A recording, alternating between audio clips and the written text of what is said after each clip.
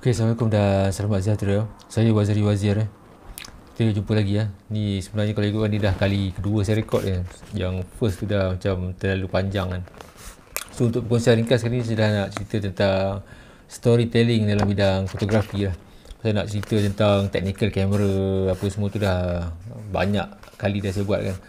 Dan macam sebegitu sebelum ni lah, benda tentang technical, tentang kamera ni dah banyak kali saya cakap, bagi tahu. Dan lagi tu tentang kamera yang bagus ke dah mampu milik oleh kebanyakan orang lah, harga dia dah murah lah kan. Kalau kita nak murah lagi, kita pakai smartphone je kan. Cuma sekarang ni yang kurang lagi ataupun masih kekeringan adalah idea content ataupun storytelling untuk gambar. Ni untuk hobi lah, untuk hobi. Yang kalau yang bekerja tu ataupun yang buat untuk bisnes tu macam wedding, commercial shoot tu lain lah. Ini maksudnya kalau kita ingin buat jadikan bidang fotografi ni sesuatu yang memberi manfaat bukan untuk kita saja tapi komuniti. Bagi saya storytelling adalah salah satu cara yang terbaik lah. Dan storytelling ni biasanya jurufoto press lah, fotojournalis lah yang buat lah, pasal dia ada platform iaitu surat khabar atau portal online untuk keluar kan. Macam kalau bagi kebanyakan orang ni just untuk sharing di Facebook, Instagram, di TikTok yang benda macam tu kan. Dan tu tak salah pun, untuk masing-masing lah kan. Tapi kalau kita nak buat something yang lebih, orang kata next step atau next level yang memberi manfaat bukan saja kepada kita dan juga komuniti, mungkin kita boleh start dengan storytelling lah. So storytelling ni saya nak ambil quote dalam buku apa ni, Matt Nestle ni, dia yang dia pun award winning fotojournalis juga. Apa yang dia cakap dalam buku ni hampir juga sama dengan kebanyakan yang pernah dicakap oleh jurufoto lain kan, jurufoto dokumentari terutamanya kan. Apa yang best dalam buku, antara orang kata apa, perenggan yang menarik dalam buku ni adalah, a storyteller job is not to be a hunter searching for prey, but rather to tell the story that might not otherwise be told. The more you let your heart engage with the story, the more your audience will connect with the story. So benda ni memang bagus lah, dan buku ni agak deep lah. Deep maksudnya kalau kita nak baca dia bukan saja pasal fotografi tu, lebih kepada humanity, story dan kepercayaan masing-masing lah kan. Dia bukan macam technical fotografi, aperture apa nak guna, dekat mana ambil gambar, dia bukan lah. Tapi yang saya beritahu tadi macam tu lah. Kita ni kalau boleh biarlah jadi pasal sekarang ni fotografer dah ramai yang dalam fotografer ni pun dah loose lah. Siapa-siapa yang saja yang ada kamera, kita pun dianggap sebagai jurufoto lah kan. Yang masih kurang adalah dari segi storytelling, ataupun kalau kita nak jadi visual storyteller, macam jurufoto yang ternama macam seperti Steve McCurry, siapa yang kenal dia, yang famous dengan gambar Afghanistan Girl tu. Dia pun memperkenalkan diri dia sebagai visual storyteller. Visual storyteller tu macam kalau storyteller biasa tu, dia yang dulu storyteller dia bercakap macam Tok Dalang ataupun penglipu lara kan, dia bercakap cerita dengan orang. Kalau writer pula dia tulis buku, storytelling melalui buku. Tapi kalau kita memilih kamera sebagai instrumen ataupun alat untuk mengambil gambar ni, ataupun memilih yang ada kamera ataupun memilih kamera untuk ambil gambar ni, kalau boleh kita jadi lebih daripada orang just ambil gambar saja, ambil gambar santai-santai kan. Kita jadi storyteller. Tapi storyteller ni kebanyakannya gambar tu mestilah dalam bentuk foto story ataupun foto essay. Dia ada beza lah antara foto essay dan foto story ni. Hampir sama tapi tak sama. Foto story ni dia mungkin gabungan gambar-gambar yang menceritakan benda yang sama tapi berlain tempat dan masa. Contohlah pasal COVID kan, kita ambil lah gambar di Sabah, Sarawak, di KL lah, di Kedah ke, di seluruh Malaysia. Kita gabung ada, dia jadi foto story tentang tu. Tapi foto essay ni biasanya dia merujuk kepada satu story yang lengkap di satu tempat saja. Contohlah perusahaan Keropok Eko kan, daripada mula bahan-bahan tu diambil di laut kan, ikan dia buat macam tu sampai habis satu tempat je. Kita fokus kat situ je. Cuma yang saya nak cakap tentang dalam buku ni, tentang storytelling ni, yang saya beritahu tadi tu, mungkin dengan kepakaran kita ataupun kemahiran kita mengambil gambar ni, kita boleh pergi ke satu-satu tempat, sama ada tempat pelancongan ke yang mungkin baru nak membangun, ataupun mungkin ada perusahaan kampung ke, industri kampung ke, ataupun apa ni, permainan tradisional ke, ataupun sesuatu yang unik di kampung tu yang kita rasa menarik untuk diceritakan, tapi mungkin pasal penduduk setempat tu atau komuniti tempat tu tak ada orang yang nak ambil gambar situ, ataupun maksudnya nak ambil gambar tu sekarang semua orang senang cerita, boleh katakan kebanyakan orang ada smartphone kan, tak ada platform nak sampaikan dia kepada dunia luar. Dan kita rasa kita ada follower ramai, ada kan, kita mungkin ada kebaikan yang benda yang kita rakam tu boleh disampaikan kepada pihak luar kan. Benda tu bagus. Macam contoh di Sabah di kawasan antara Beaufort dengan Tenom kan, di situ orang menggunakan orang kata apa, transport utama dia waktu tu kereta api, pasal ada antara laluan antara Beaufort nak ke Tenom di tengah-tengah tu hanya kereta api saja, yang laluan kereta api saja ada, tak ada laluan kenderaan lain tu, motor ataupun laluan sungai saja. Kereta tak boleh lalu.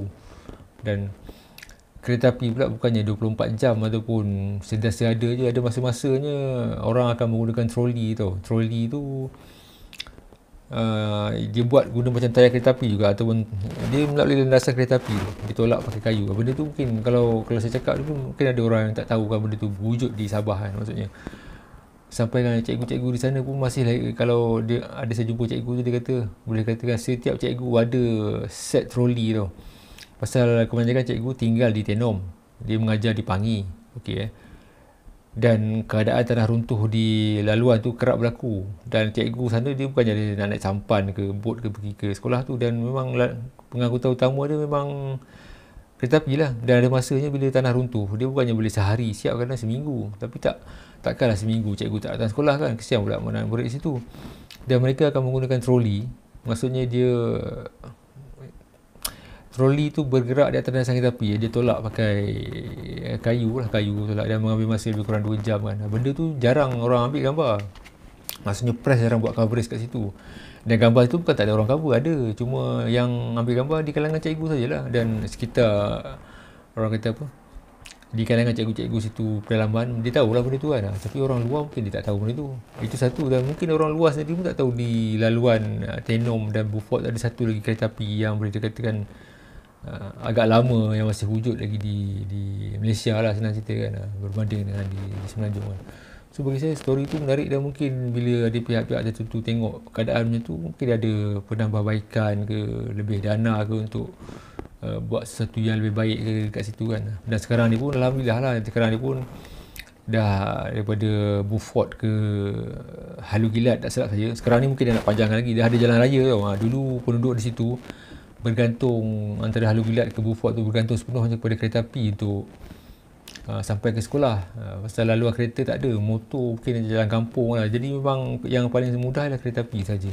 Dan sekarang ni barulah ada laluan dibuat ke sampai ke Halu Gilat. Dan kita pun faham pasal nak buat jalan raya tu makan kos yang tinggi, dan penduduk di situ kalau ikutkan bukanlah padat sangat kan. Dan maksudnya macam tu lah, yang story-story ataupun kepayahan pelajar-pelajar sekolah atau penduduk kampung berulang alik ke sekolah mencari ilmu kan, ada setengah orang tak tahu, dan ada setengah tu macam saya beritahu lah, story-story macam tu ni contoh lah kan. Kalau kita highlight kan, mungkin akan memberi kesedaran kepada adik-adik kita yang bersekolah di bandar, yang mana mak bapak dihantar sampai depan pintu sekolah kan. Kalau dia tengok kepayahan budak-budak sekolah tunggu kereta api, cikgu pula sampai nak kena tolak troli, orang kata apa, daripada Tenom ke situ 2 jam tau ni. Maksudnya dia kena tolak pakai kayu kan. You boleh search lah gambar tu macam mana cikgu tu tolak kan. Kalau kita dapat tengok satu page cikgu tu, mungkin dia buat ada benda tu, dia share, dia tak komplain pun, tapi dia share gambar tu kan. Dan kalau ikutkan benda tu memang satu kesalahan, tapi apa alternatif lagi yang dia ada kat situ?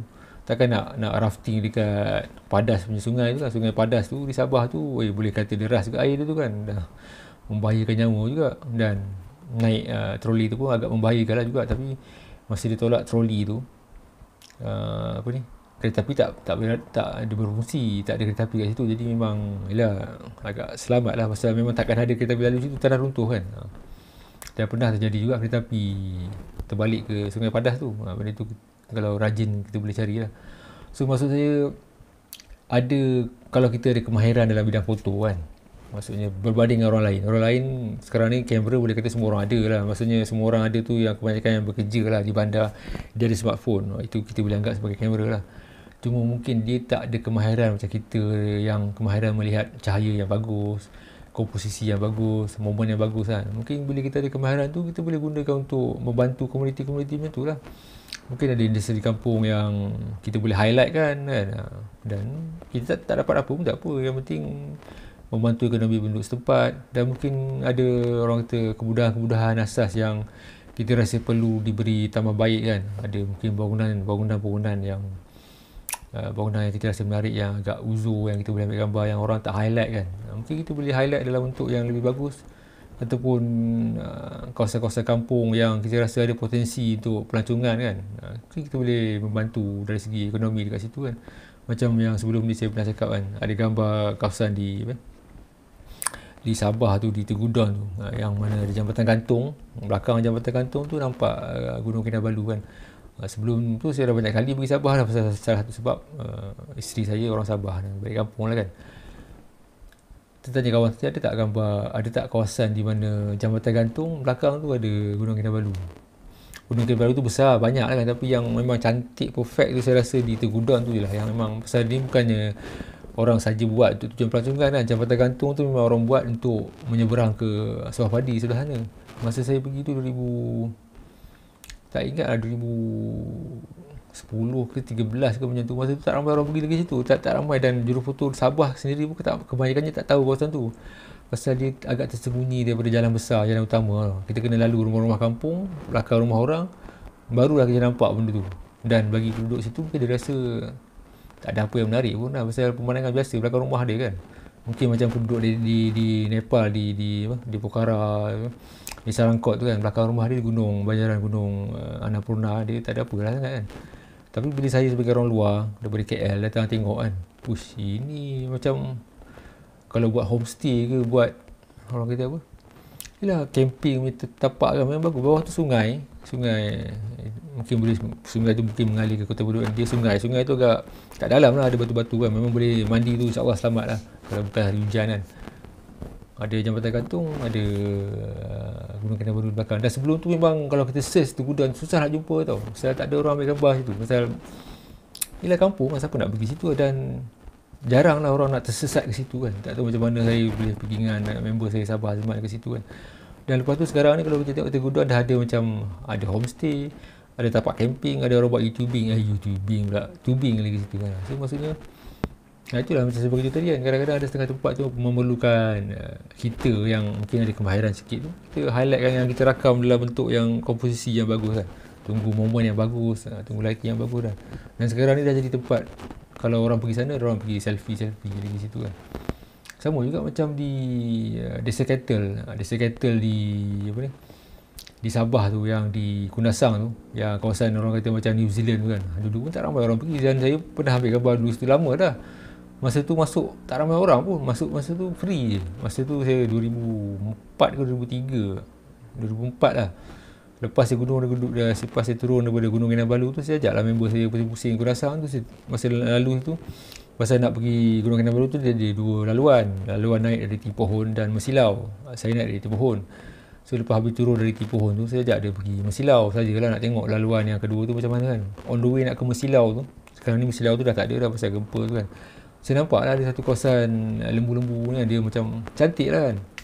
Orang kata macam New Zealand lah, saya pun tak nak pergi New Zealand, tapi dia putih-putih, tumpuk-tumpuk, dia macam kat overseas tu. Saya ambil gambar situ. Bukanlah saya nak kata gambar tu pasal gambar saya benda tu viral, tak. Tapi maksudnya saya nampak situ ada potensi yang boleh dijadikan tarikan pelancongan tau. Tapi masa tu tak adalah saya share sana sini. Tapi sekarang ni kawasan di Desa Kettle tu dah jadi satu tempat pelancongan. Padahal tu ladang lembu je. Siapa sangka ladang lembu boleh jadi orang kata apa, salah satu tarikan pelancongan tau. Sama juga macam yang viral baru-baru ni, Adik Syukur di Terengganu tak salah dia, yang ada jurufoto rakam tu kan. Dia biasa je, biasa tu maksudnya kehidupan anak kampung dengan lembu tu biasalah kan. Tapi pasal yang merakam tu seorang jurufoto yang ada kemahiran dalam mengambil gambar, dia menunggu momen yang sesuai, lighting yang sesuai, dan dia pun orang kata apa, menggunakan skill dia, jadi gambar yang dirakam tu jadi luar biasa tu.